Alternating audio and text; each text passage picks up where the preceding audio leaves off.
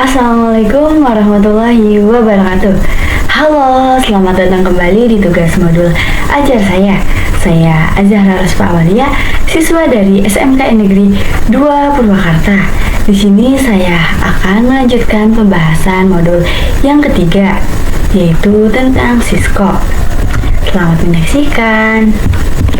Nah, di sini ada topik pembahasan. Yang pertama itu ada tentang network, yang kedua ada perbedaan OSI dan TCP/IP, dan yang ketiga ada mengenal IPv4 dan IPv6. Nah, selanjutnya kita akan masuk ke tentang network. Di sini kita ada 3 opsi, yaitu yang pertama ada kabel cover, yang kedua ada kabel fiber optik, dan yang ketiga ada wireless. Pertama-tama di sini kita akan bahas dulu kekurangannya dan kelebihannya.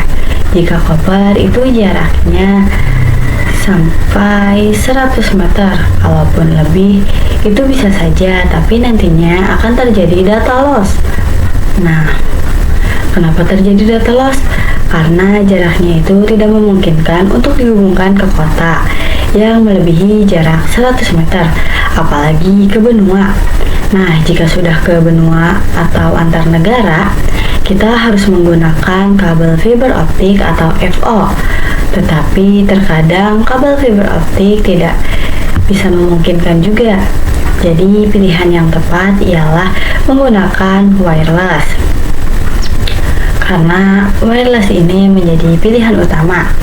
Nah, jika di lingkungan itu copper di kantoran atau di rumah, itu masih aman. Kalau sudah agak jauh, kita harus memakai kabel fiber optik atau FO.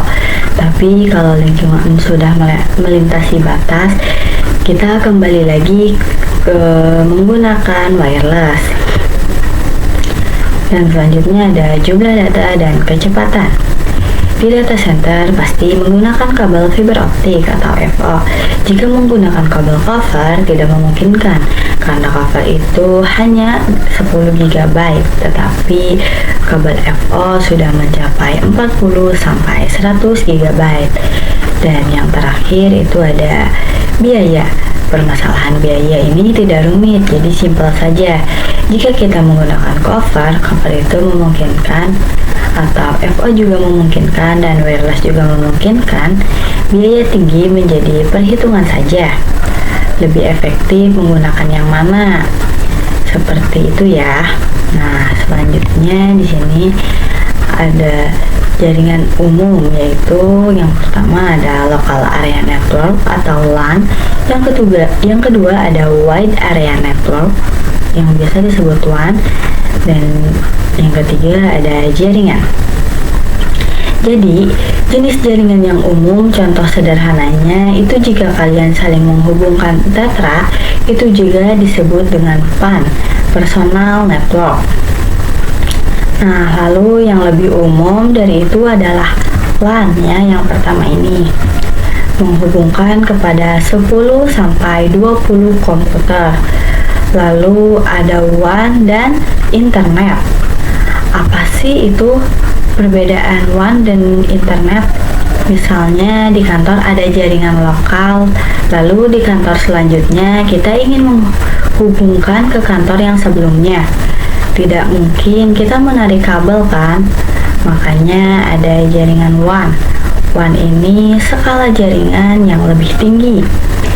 Lalu kalau internet itu jaringannya saling terhubung atau istilahnya interconnection. Selanjutnya kita masuk ke OSI dan TCP/IP layer. Nah, di sini ada OSI model. OSI model dikembangkan pada tahun 1977 oleh ISO. Lalu referensi belajar standar jaringan komputer dan tidak digunakan secara praktik. Nah, di sini ada contohnya, ada 7 layer. Yang pertama ada physical, data link, network, transport, session, presentation, application. Nah, selanjutnya itu ada TCP dan atau IP model. TCP IP layer dikembangkan pada tahun 1970 oleh IETF dan standar jaringan komputer lalu digunakan secara praktik. Nah, di sini ada contohnya, itu ada 4 layer: application, transport, internet, dan link. Nah, selanjutnya ada IPv4 dan IPv6. Kita masuk ke IPv4 address dulu. IPv4 address adalah identitas sebuah perangkat di jaringan yang terdiri atas 32 bit atau 4 oktet. Contoh di sini ada 192.168.1.1. Totalnya itu ada 4 miliar lebih. Nah, mulai dari 0.0.0.0 sampai dengan 255.255.255.255. Diaturnya itu oleh IANA. IANA ini adalah organisasi induknya. Nanti dari IANA ini mendelegasikan lagi ke yang lebih spesifik. Misalnya nanti itu ada ARIN, LACNIC, AFRINIC, APNIC, dan RIPE. Selanjutnya kita masuk ke IPv6 address.